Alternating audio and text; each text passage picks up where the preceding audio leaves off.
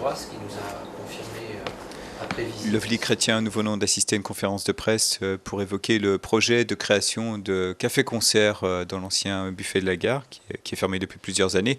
Vous pouvez nous en dire un peu plus ? Oui, l'espace Georges Sadoul donc va commencer à être en travaux dès la mi-octobre.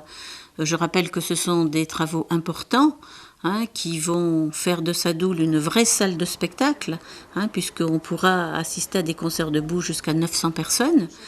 Et ces travaux font qu'effectivement l'entracte doit fermer.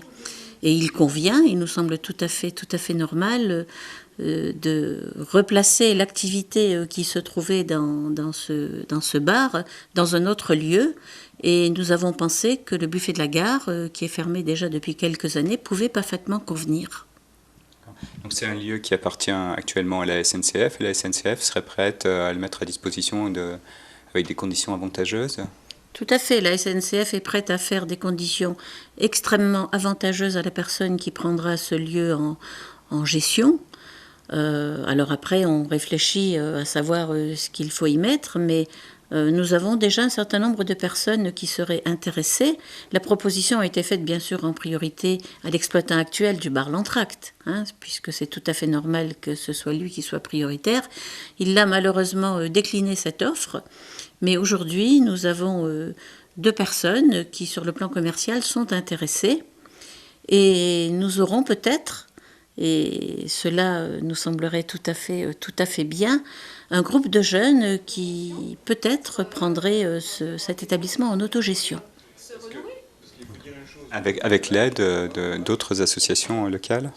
Oui, il y a, et c'est pas très connu du grand public, plusieurs associations qui travaillent dans ce qu'on appelle les musiques actuelles, la musique, le son.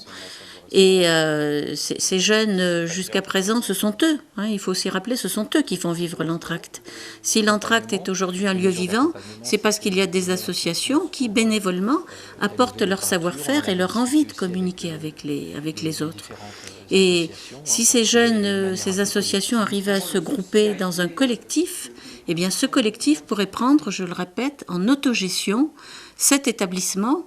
Et ce serait vraiment une bonne nouvelle pour nous, la ville, parce que ça ferait un lieu qui sortirait un petit peu de l'habituel, et on aurait là l'image d'une belle jeunesse qui se prend en charge, et je crois que ce serait une belle image pour la ville.